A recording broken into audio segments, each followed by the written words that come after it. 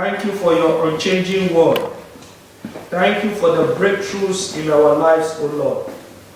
Lord, we thank you for each and every soul that you have brought in here today.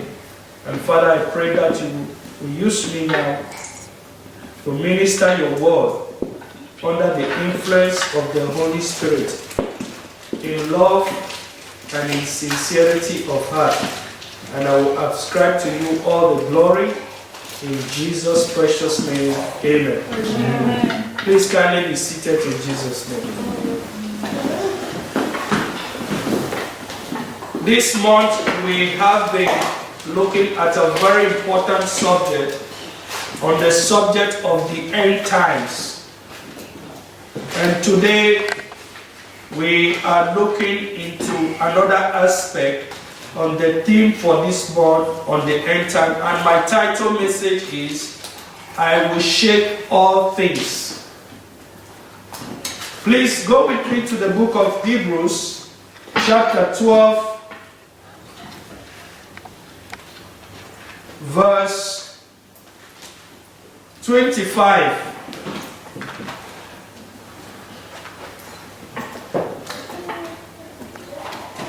See to it that you do not refuse him who speaks.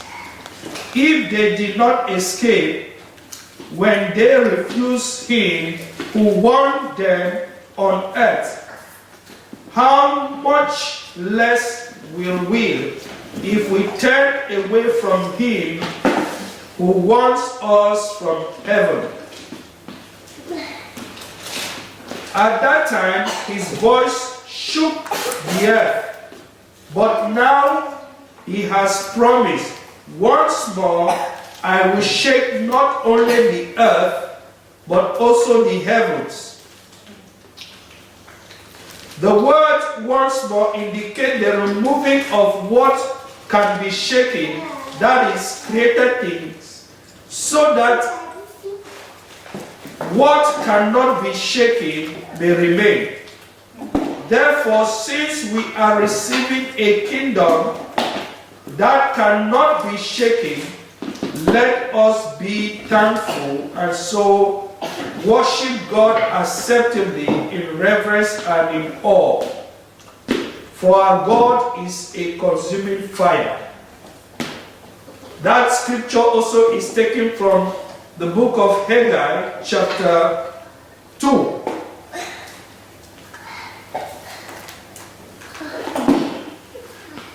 In Haggai chapter 2 verse 6, it says, this is what the Lord Almighty says, in a little while I will once more shake the heavens and the earth, the sea and the dry land. I will shake all nations, and the desire of all nations will come, and I will fill this house with glory, says the Lord. The silver is mine, the gold is mine, declares the Lord. So, brothers and sisters in Christ, do you believe in the judgment of God?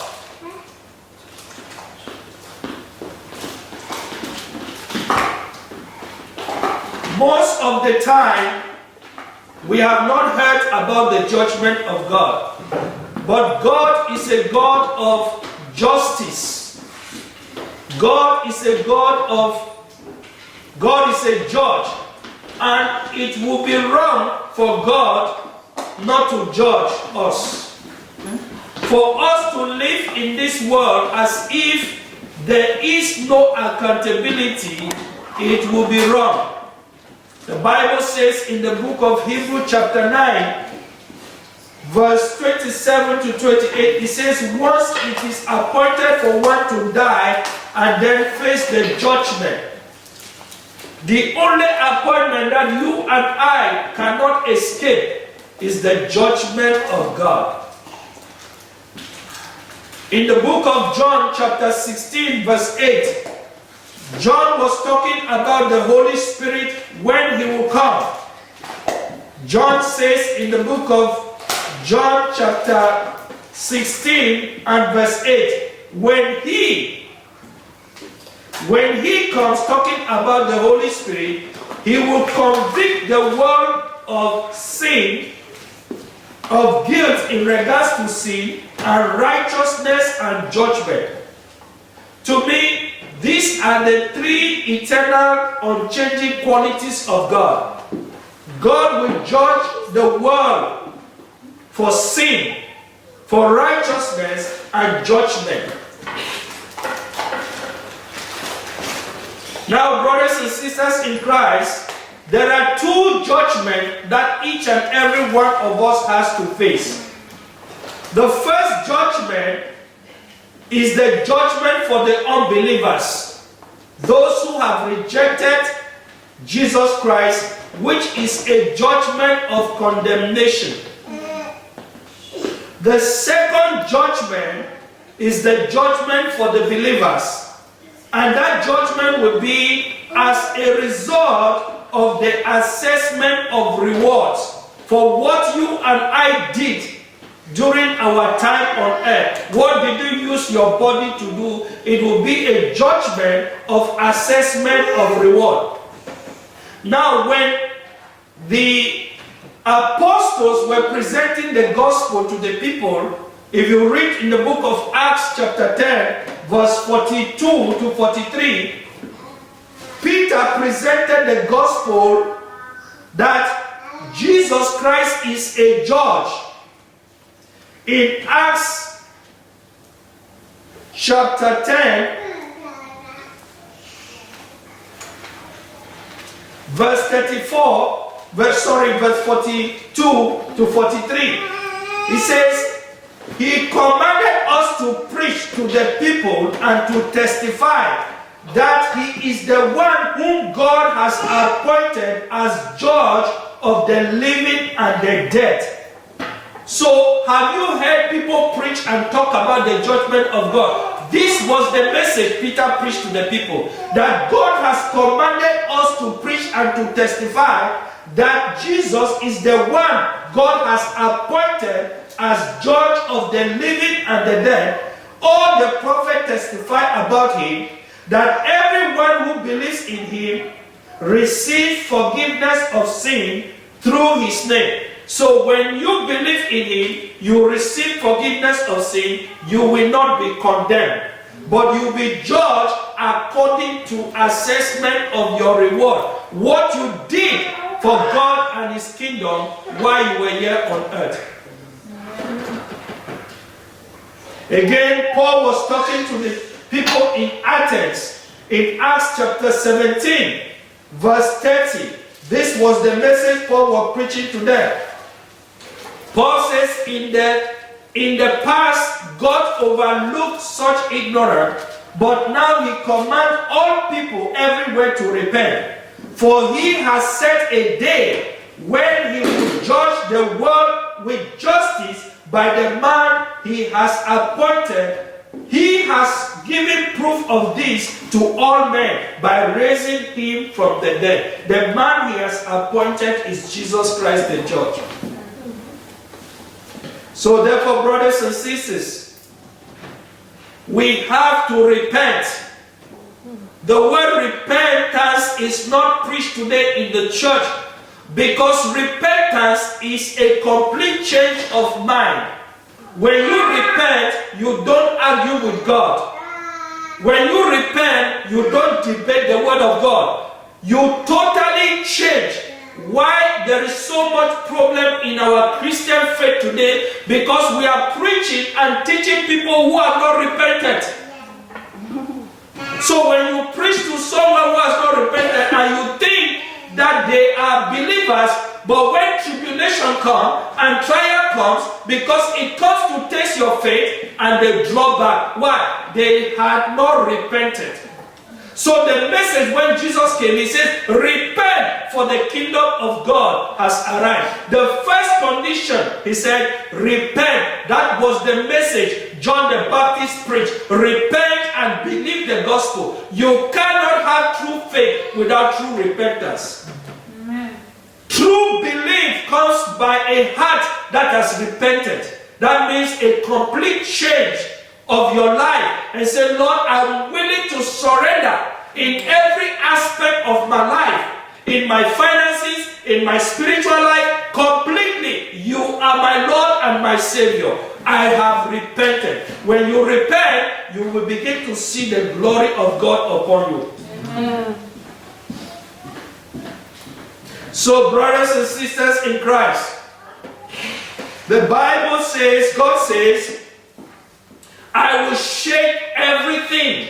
Why is God shaking everything? I truly believe, as I was meditating on this message, the Spirit of the Lord revealed to me that there are going to be 3 phases of this judgment. The first judgment will be preliminary judgment, which we are already beginning the preliminary judgment now. We are already in the preliminary judgment of God. When you look at what is currently going on in the world, you will know that the judgment of God has already begun. In nations, in every place today. Then there is also the intermediate judgment, probably has not yet begun. Then there will be a final judgment. That is when Jesus will appear, and those of us who believed in him will be caught up in the air, while those who were dead will rise from the dead and be caught up in the air. And the Bible says in the book of 2 Corinthians chapter 10 verse 5, we will appear at the throne of Christ, just as the same throne Pilate judged Jesus is called the Bema. That's where Jesus is going to sit in the white throne and judge every one of us, every hidden thing that you did. Whether you gave to everything you did, for everything you did to the poor, you did to the widow, to the kingdom of God, you will be judged and you will receive a reward.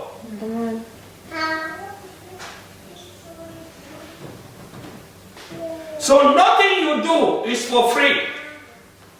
Anything you do in the name of Jesus, there is a book of record. That's why the Bible talks about that there's a book of remembrance where everything you do is being recorded. God is such a meticulous God, he has a book of numbers. If we had time, I will go to the book of Numbers and show you when God told the children of Israel to bring everything they brought for the kingdom was registered for assessment. So, brothers and sisters, what can be shaken? God says, I will shake everything. Please go with me to the book of Luke chapter 6. And let's start to read from verse 46 to 49, please.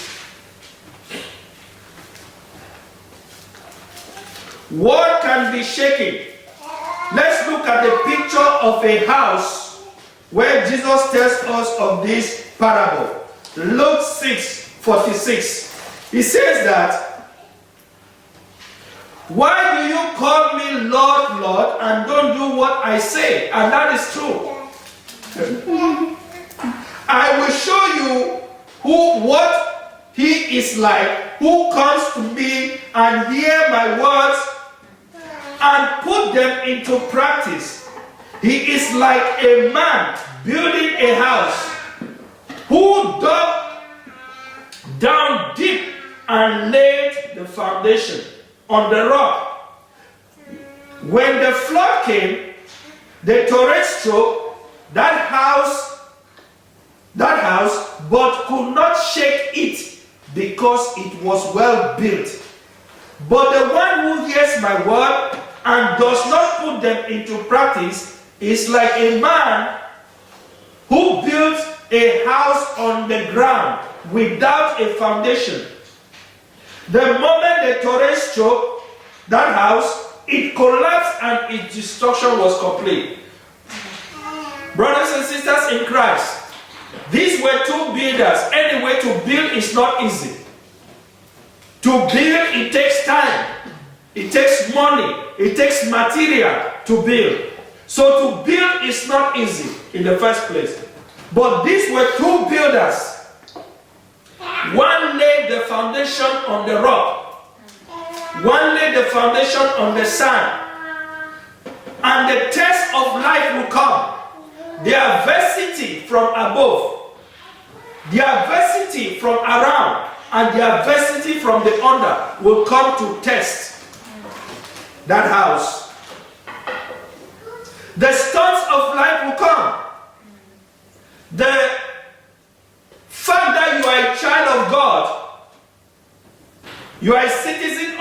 kingdom does not exonerate you or remove you from the test of life. In fact, the more you are a Christian, you will be tested for your Christian faith. There is an erroneous teaching which is going on in the church today that just come to Jesus. Just come to Jesus. Miracle will take place. Your life will be okay. Things will be good. You will get this. You will get that. Those of you who are in church know it's not true by experience. It's not true. You have to go through a test of your faith on what is it built on. You have to go through the test, the adversity, and the storm. No difference between the severity of the test, whether it was a Christian or a non-Christian or a Hindu or a Muslim. Everybody go through the test of life. But it is on what foundation are you standing on?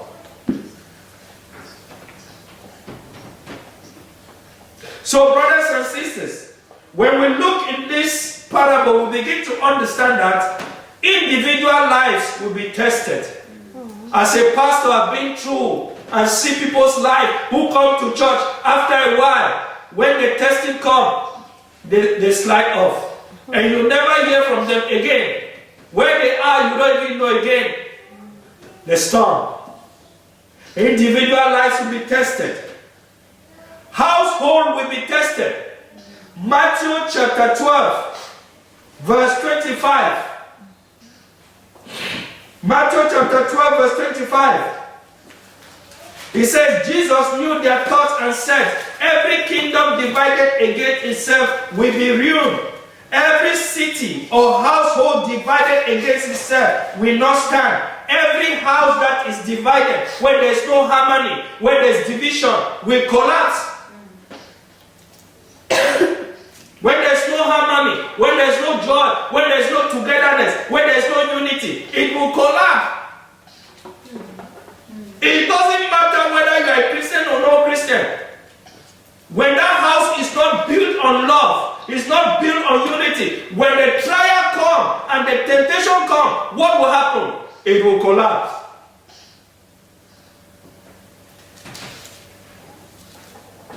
What else will be a house divided against itself? We fall. There will be family breakdown. Families will be disintegrated. Father will be in Spain, the mother will be in Panya. Separation. Things will happen. Even your brothers that you live with them, you might not see them again when the storm comes.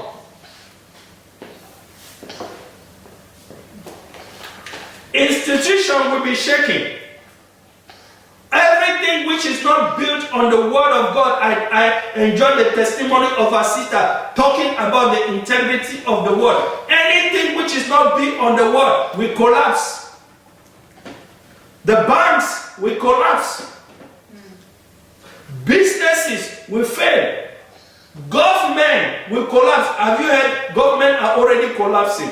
Complete collapse in the government. The president don't even know what to do. They don't even know what is going on. Collapse, the whole system has crumbled. You see? Material structure will collapse. The whole skyscraper, all this building we see today, that they are building, big building. I'm just looking at them that one day it will come down. It will collapse. All these structures that we see on the earth today, the mountain, the heavenly bodies, they will collapse. Why is God doing this?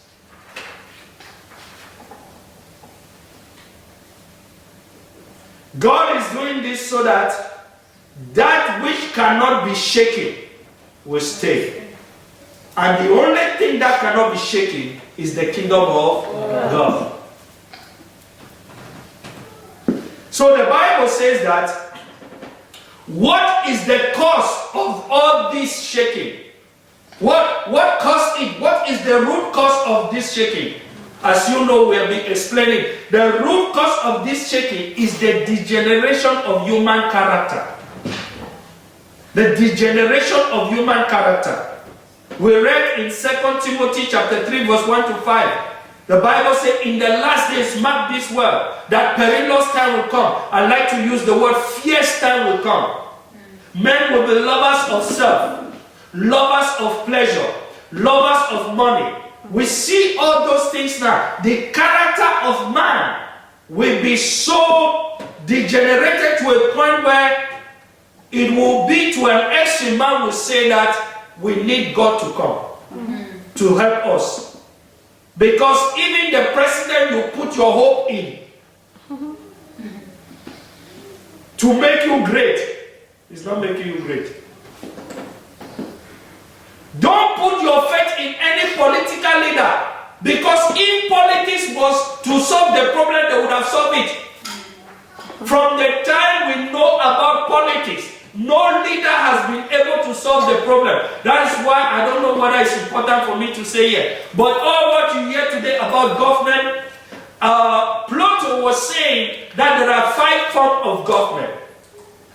Number 1 form of government, he called it monarchy, the rulership of one righteous person. The second form of government, he called it aristocracy, the rule of a few good people. The third form of government which we have today, which is said is the weakest, is what is democracy. The government of the people, by the people, and for the people, which is, Aristotle says, is the weakest of all government. Then the fourth form of government is what is called oligarchy, which is a government by few wicked people. Then the fifth form of government is called tyranny, which I have in Cameroon. One wicked man ruling. Okay. So you begin to expect change from the government. The government cannot solve your problem. Only in the kingdom of God can you have peace. Amen. So you begin to understand that the cause of this problem is due to human pride. People, the Bible says in the book of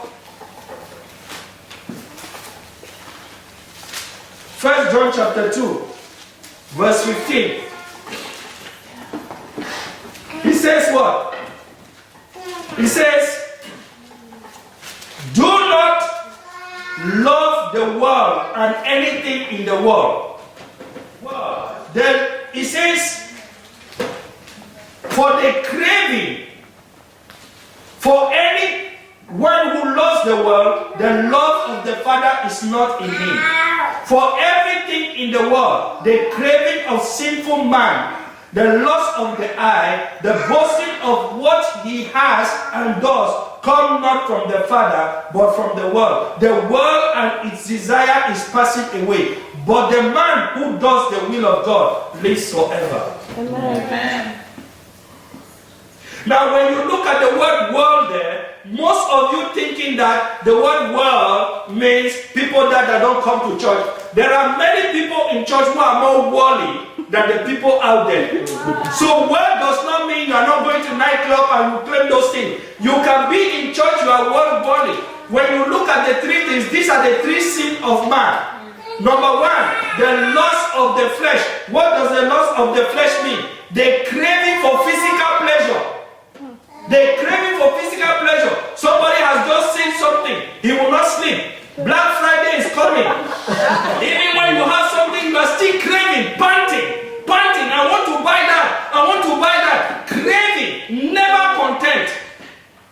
That's the word. The craving for physical pleasure. The craving for everything you see.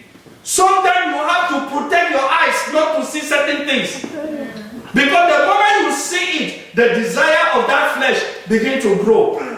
You want to get it. So those are the things. The craving for physical pleasure, the craving for everything you see, and the pride of your human achievement and material possession. You will see 2 friends, even 2 persons in the church, they will be competing for each other, and they are Christian. They are more wealthy than even people in the world.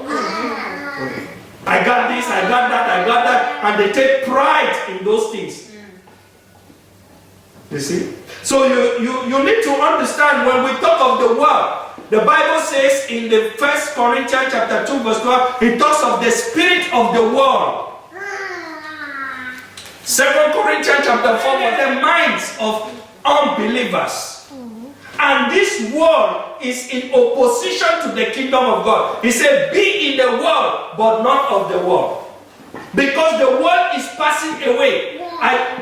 No matter what kind of investment you put in the world system, it is crumbling. One day, you will always see, you will see the whole investment that you have put your trust collapse. That's why you hear people commit suicide. When somebody was about to retire in America, and he heard about the Enron stock, he had 10 billion, and because of greed, instead to be content, he took all the 10 billion, put in that stock that he will increase. The next day, he went to zero. His stock came to $100. He collapsed. He collapsed. Because of greed, you already have 10 billion, 10 million. Greed.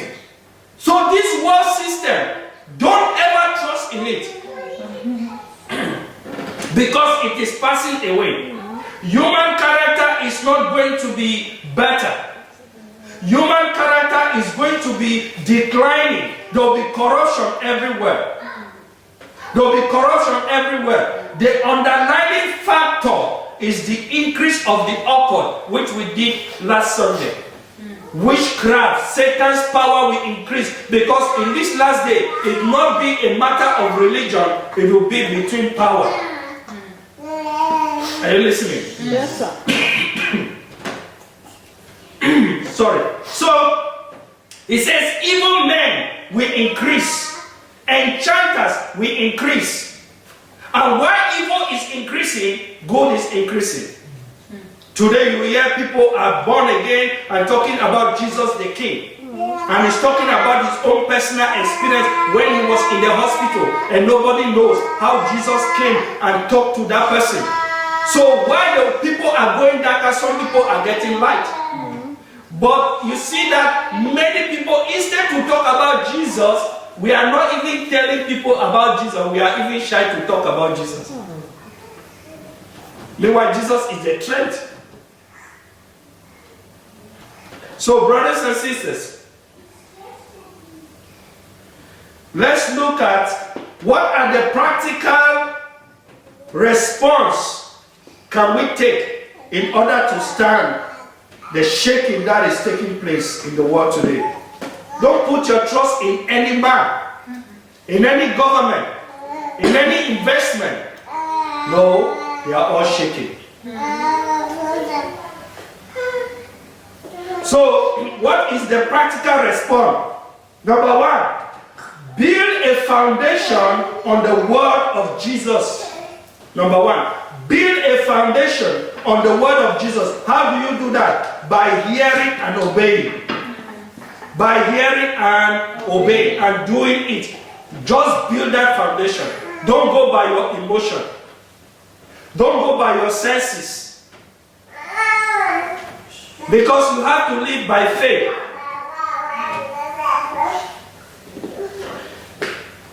You see, why God reveals things to us is because when God tells you something, do you obey the voice of God? Because God cannot reveal you something. If God told you something, you never did it. As a child of God, you must be able to hear the voice of God. There are some things God will tell you, release. Something God will tell you, don't take it. Something God will tell you, do this. You must be, those who are led by the Spirit of God, they are the children of God. You have to be led by the Spirit in these last days. So it is hearing and obeying. Please go with me to 2 Peter chapter 3 verse 11. Are you getting something? Yes, sir. 2 Peter chapter 3 verse 11, please, and we'll read to verse 12. It says, since everything will be destroyed in this way. Tell your neighbor, since everything will be destroyed in this way. Yes. What kind of people ought you to be you ought to live holy and godly lives as you look forward to the day of God and speeding it up. That day will bring about the destruction of heavens by fire, and the elements will melt in the heat. So he says, since all these things you already know, you have sensitive information, all these things you are trying to get now will be destroyed. The competition you are trying to compete, even when somebody will hear that, you will be still planning, I'm going to build a farm, I'm going to build a house. When all those things will be destroyed, what the issue is not the house you build. What kind of character do you have now? Some people, after hearing this message, they are so well thinking, I'm saving money, I'll build a house, I'll build it, that's what they are concerned. No, it is not the things, it is what character. Is God changing your character? Are you becoming a better husband? Are you becoming a better father? Are you becoming a better pastor? Has there been a change in your character? Because at the end, what matters is who we become. Not what we do, but who are we? What do we become? Is your character is more important than anything. Amen. So now that you know that all these things will be destroyed, what kind of person are you becoming? Are you drawing closer to God? Is there a change in your character? Or are we still living the same way as other people, even if we know that things all will be destroyed? So the Bible says, please go with me to 2 Corinthians chapter 6 verse 17. Since you know that all these things will be destroyed, the Bible says in 2 Corinthians chapter 6, it says, therefore come out of them and be separate, say the Lord. Touch no unclean thing, and I will receive you. I will be a father to you, and you will be my sons and daughters, says the Lord. God is telling you to come out. Come out of the world systems. Come out of this Babylonian, mystery Babylon. The Bible says in the book of Revelation chapter 18 verse 19, it says for 1 day, 1 hour, every word in the world will be destroyed. Because according to Revelation, the Bible talks about the beast, the woman and the beast, which are the mystery Babylon, that are going to join together and manifest as the Antichrist, which in symbolic terms is the economy, the political and the religious body that will join together, and they will remove Christ from the throne, and the Antichrist will manifest as the man that will solve the world's problem, but he will bring more chaos in the world. Are you hearing? Yes. Are you hearing? Yes. So the Bible says, what kind of people do we become? Come out of them. Go with me to Revelation chapter 18 verse 4. Revelation chapter 18 verse 4. It says, then I heard another voice from heaven say, come out of her, my people, so that you will not share in her sin, so that you will not receive any of her plague. Come out of the world. Come out of the systems of the world. Enter into the kingdom of God. Become a kingdom addict.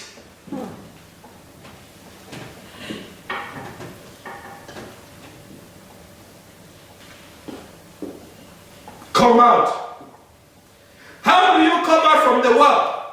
He said, do not touch an unclean thing. What does an unclean thing? Mental attitude. The things you look on television. I tell you, brothers and sisters in Christ, the television is so polluted that when you flip the channel, there's nothing to even watch on the TV. I don't know how somebody can say, let's watch movie. Which movie? I can't even watch it. And I tell you something, as a pastor, I have a responsibility to keep my mind and my eyes focused in things, because sooner or later, what you hear, what you watch, you'll be talking and preaching.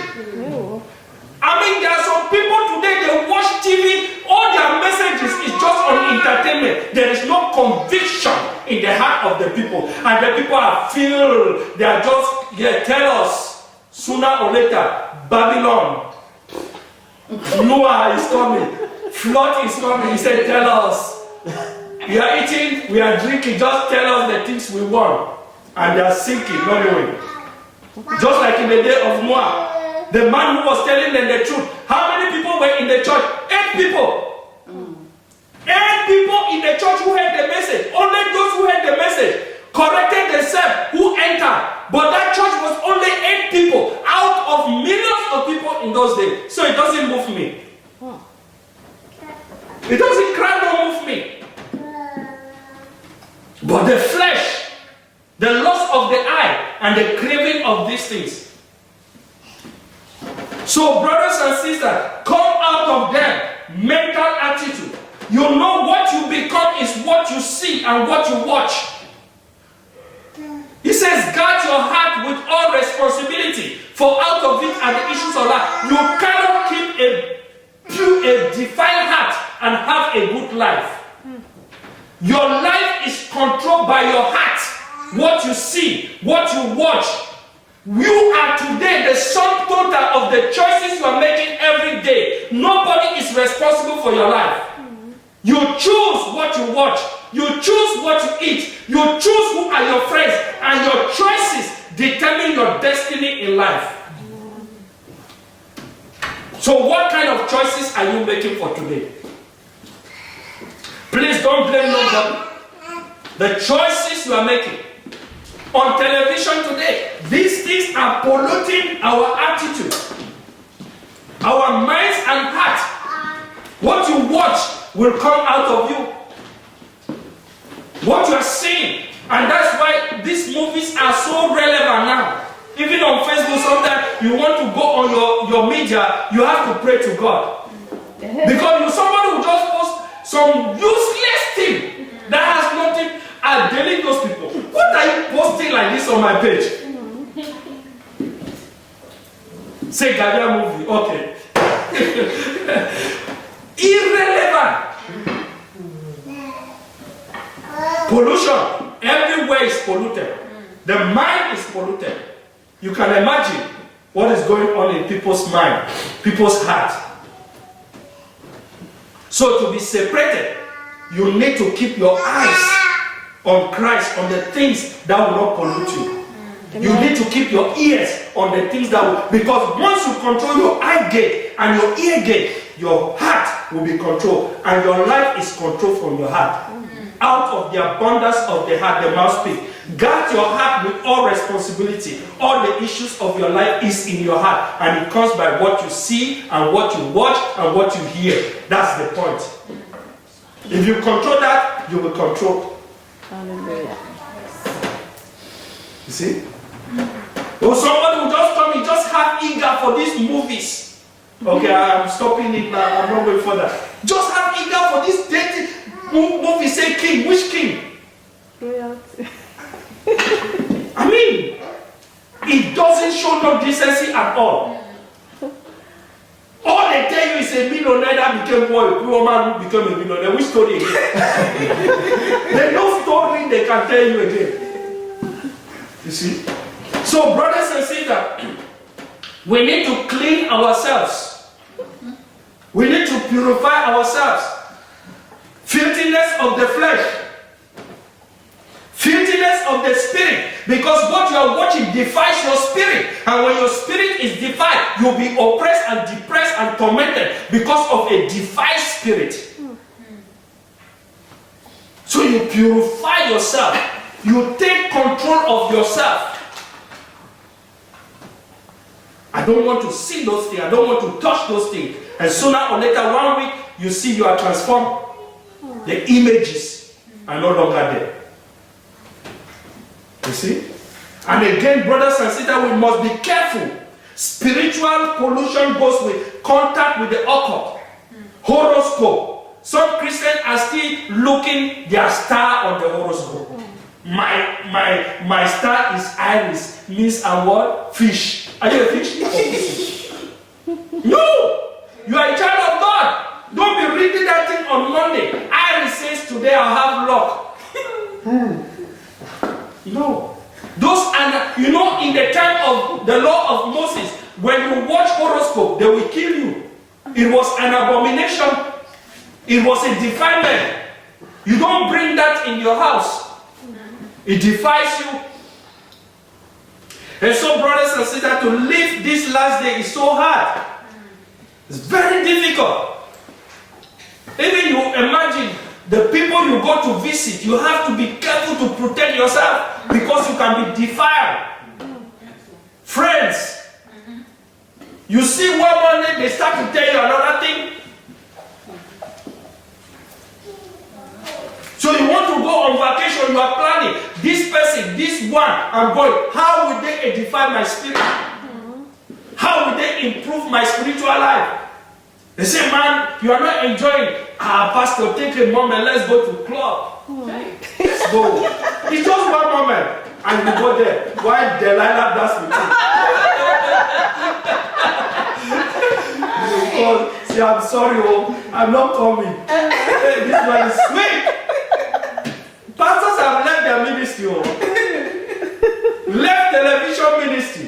Big ministry. Just went them off. I tell you, don't ever think that you are grounded in this thing. So, brothers and sisters, you have to get away from false philosophy, human ideology.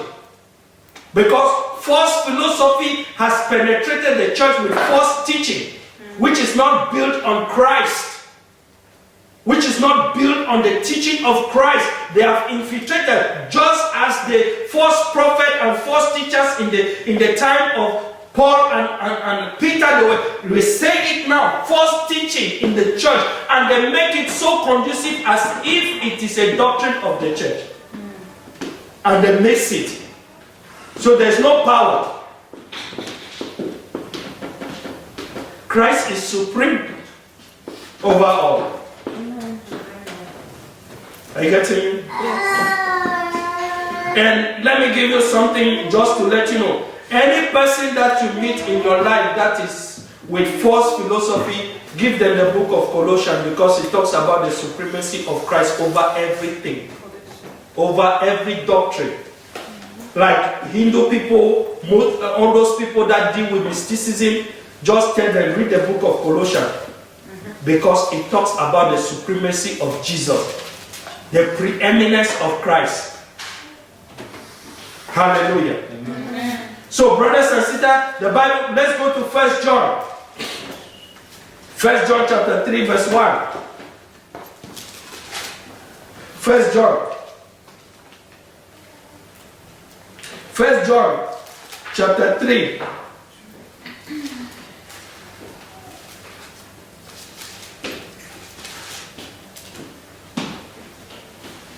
He said, how great is the love the Father has lavished on us, that we should be called children of God. And what is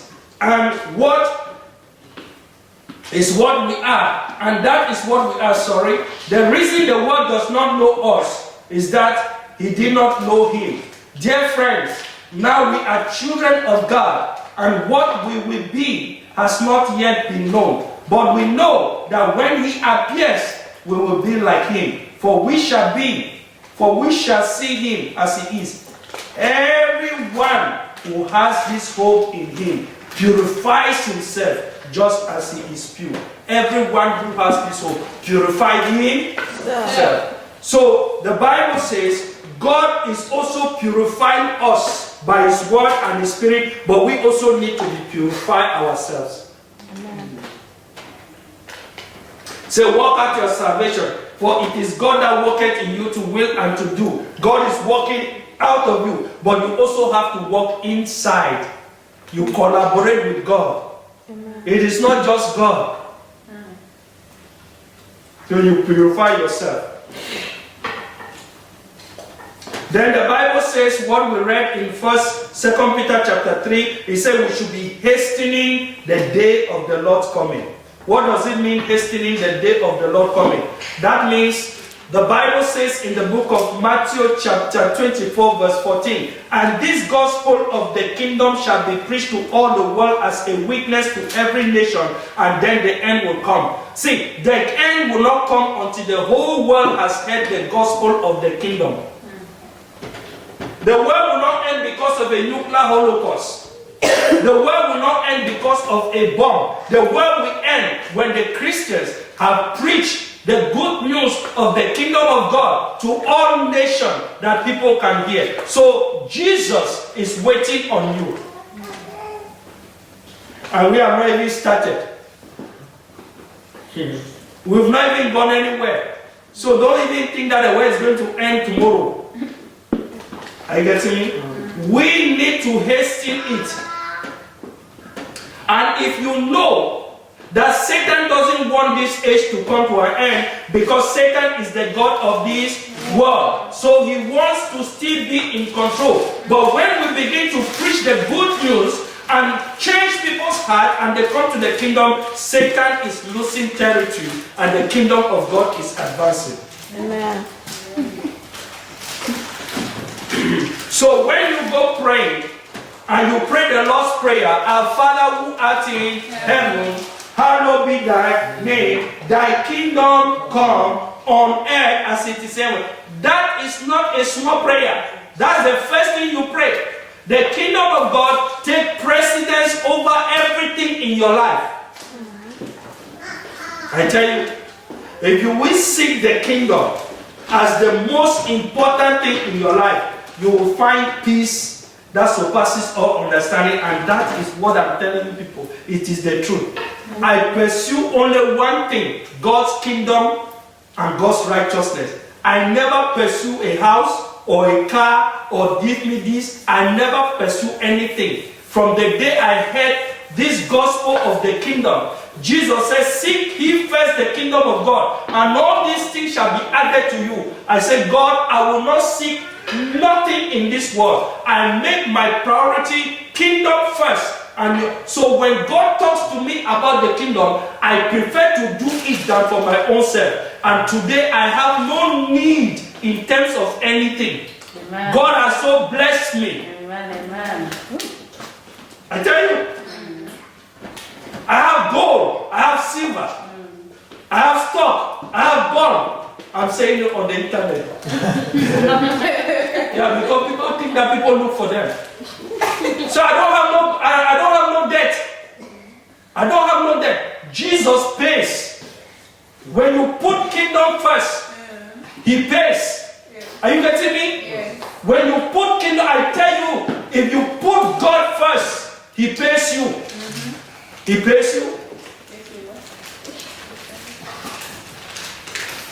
But people are putting other things first. When it's kingdom, you are debating whether to give tithe or to spend it on yourself. If you've been in this church, you are still debating now. As they give you title. They give you title, deaconess, deacon. You can't even give tithe. Where are you? Where are you? Are you in the kingdom or what? It's a hard thing for you to put God first in your finances. You have not started. I tell you, if the kingdom doesn't touch your finances, you are, because your money, where your heart is, that is where your treasure is. And that's where God will touch you the most. Look at Zacchaeus. When the Lord came to him, Zacchaeus said, I will give to the poor everything. He said, today salvation has come to this house. Look at Ananias and Sapphira. They went and sold everything and hid it and came with their greedy self to church and told Peter, we are worshiping God. Peter said, you liar. Where is the proceeds from the what you sold? He said, this is all. Peter said, you have lied not against me, but against the Holy Spirit. He fell and died. And the woman too was at home. Sapphira waiting for the husband. Why has this man not come and let's go to club and enjoy? Where is he now? This man too. He had just gone there and been talking with Peter in the church. I'm waiting for him. You know the person we kept behind? We are waiting to go to restaurant. He had just gone to his friend. He's talking. This man shows he took a leg. Come. Oh God, what are you? Peter said, come. Sit here. Is this the money you post? So he said, yes. Say, so you and your husband collide. He said, look at the feet from the man who buried your husband. And she fell and died. That was an exemplary lesson. It happened to a man called Gehazi. A Naaman, a great man of Syria. He was a general, but he had leprosy. which was a very terrible disease. And he was a general, but he had leprosy. And they told Naaman, the only way for you to be cured is to go to a prophet called Elisha. Naaman went to Elisha and he carried gold, silver, all that. A man of God don't need your money. A man of God, true men of God don't need your money. He carried this thing to go and went to the man, to Elisha. Elisha sat in his house and was standing behind. He didn't even look at him. He said, go and wash yourself 7 times in River Jordan. Naaman got angry. You mean I came all the way from Syria with gold, silver, and all these things, and this man didn't even come out to tell me? He only told me go wash yourself in Jordan. Do you mean there are no better water where I left in Syria? And his servant said, Master, if the man would have told you some hard things, you would have done it. Now he told you simple things. Why don't you obey? Naaman went there. He did what? He dipped himself in the water 1, 2, 7 times, and he came back. His whole body was cleansed. After he saw that, he carried all the money to go and give the man of God, Elisha. Elisha said, take your money and go. Healing is not for sale. Take it and go. And as he was taking his money and go, one of Elisha's servants, who is covetous, money, he said, this my boss is a foolish man. You see gold and silver you leave? He followed Naaman behind and said, Naaman, oh, wait. Some sons of the prophet have just come to my master, and my master said, give me those things that he didn't take. And they gave him. He carried gold and silver, which clothes have you been? He said, I was just around. He said, did my eyes not go with you when you followed them? He said, the leprosy of Naaman will cleave to you and your entire generation. From there he became leprous. Covetousness. And that's why most people will miss the kingdom because of money. That's why when you talk about money, they cringe. Because money is your God. Mammon controls you, not God. I tell you, in these last days, it will separate those who worship Mammon and those who worship God. Because it said the gold is mine, the silver is mine, the glory of this house will fill. There's nothing in all those things, only the kingdom. The gold is nothing, the silver is nothing. They are all dead. Don't put your trust in those things. Are you getting me? Are you hearing me? Yes. Yeah, it will go one day. And when you are on your sick bed, you forget about those things. So brothers and sisters, in the last one, you must cultivate an expectant, positive attitude. You must cultivate a positive attitude. What does it mean to cultivate a positive attitude? You must have a positive confession. Positive confession. Be expectant of God's kingdom. Put your hope in the kingdom of God. I tell you, just like our sister said, the word of God is dependable. The word of God is reliable. You can trust the word, because what will judge you and I is the word. Let's take one scripture and close. Go with me to John.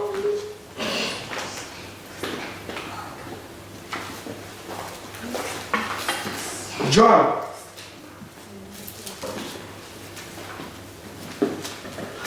John chapter 12, verse 48.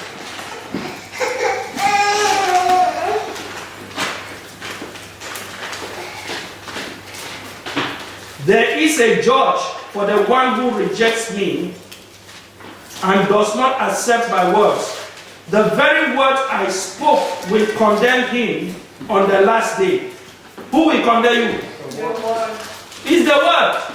This word you hear is the same word will judge all of us on the last day, and you will see your pastor, everything, even things that he doesn't tell you. Everybody. All that you are hiding, we will know. The word is the judge. Nobody is judging you. You see, when I'm speaking this word, it's like you are being judged by what I say. But I'm speaking the word of God for you to make a change in your life. And it begins in your heart. And one of the things it begins is, I can tell you, brothers and sisters, until a Christian has changed his attitude towards money, I still don't believe that person is genuinely saved. I say it. I say it with all my heart. For being a pastor, knowing this area, until a Christian has changed his attitude about money, when it comes to the kingdom, don't ever trust that person that he has truly repented. Because he said, "O ye men of God, flee from the love of money." Money is the root of all evil. It is when money comes, you will see your lover or your boyfriend or your husband or your wife, the true spirit will manifest when money is there. Are you getting me? It causes problem. It is the root of all this problem we are talking. The root of all the problem. He said that what? The love of what? Is what? Not the, it is the root. When we say root, what does it mean? Brother Marius? The cause of it. The cause of it. So everything we are saying, I'm going to talk next Sunday. Everything we are saying, that is the root. Why would Jesus sit and be watching people giving offering? And the widow came again. Because your heart is in your money. And if God has not touched your money, He has not touched your life. If you are still debating whether to trust God with your tithes and offering or to solve your problem, you are not safe. I say, you are not safe. You have not put your heart with God. If you are still questioning God to take care of you, you are not safe. I tell you, it is a very sensitive area in these last days. It's a very sensitive area. Because many people will be deceived with the God of mammon, with the God of gold, with the God of silver, and they will miss it on the last day. But until you are delivered and say God first, and then you watch God happening. You want God moving in your life for things that you thought people had the control over you. God will shift things this way. God will give you wisdom this way. God will connect you with people. God will connect you with things. And you will just be giving glory to God. Because He is master. He will be shaking everything so that that which cannot be shaken shall remain. Amen. Are you getting me? Yes. Everything will be shaking. And so if you don't build yourself and your life on the kingdom, it will be shaking and it will collapse. Yeah. Brothers and sisters, this is the truth. Be honest with yourself. Be truthful to yourself and with God. I want every one of us here to repent. If you are here in this church and you say, I've not even repented, that means I've not changed my mind to make Jesus Christ my personal Lord and Savior. Lord means my owner, my possessor. That means I trust Him. I release Him. I believe in Him. That Jesus is my Lord. My job is not my Lord. My saving is not my Lord. The boss is not my Lord, but Jesus is my Lord. All of us have to repent. Rise up in Jesus' name. I want you to leave this place with a repentant heart. With repentance in your heart to submit to the Lordship of Jesus in every area of your life.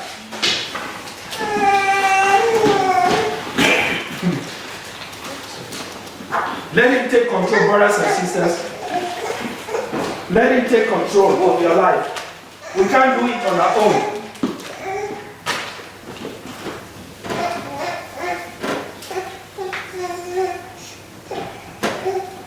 I want us to surrender.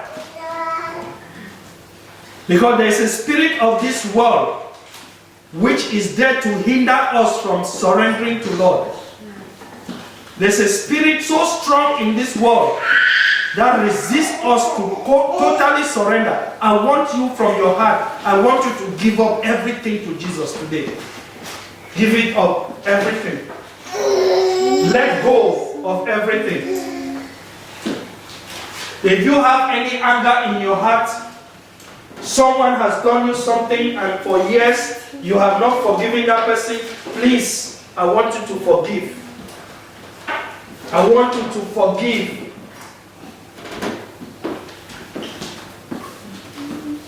I want you to make Jesus the Lord of your life today as your pastor.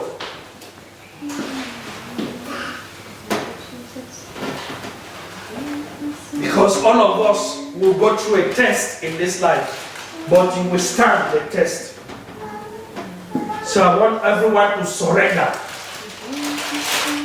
Surrender your spirit. Surrender your family member, your children. Don't worry about them. Don't worry what will happen to them. As you surrender, Jesus will take care of them. You will see that child will go into the world and do anything, but because you stand on the promises of God, He will save your children in Jesus' name. Amen. Whether the boss is telling you you can't have a job in this company because I'm the boss, that boss is not God. I want you to surrender. Father, Lord, we thank you. Lord, we surrender completely to you today. We make you the Lord and Savior of our life, Jesus. Come and take control of everyone here. Any spirit that is tormenting anyone in this church, I stand here as the pastor that you have called over this church, and I command that spirit, I command it out in the name of Jesus. Amen. In the name of Jesus. Amen. I command every spirit of doubt, every spirit of unbelief, every spirit of worry and anxiety, I want you to give your worry to God. The Bible says, be anxious for nothing, but for everything in prayer and supplication. Let your request be made known to God. And the peace of God that surpasses all understanding will guard your heart and mind in Christ. Please, I want you to release yourself from every anxiety and worry. Father, we thank you. Begin to pray, begin to pray, begin to pray.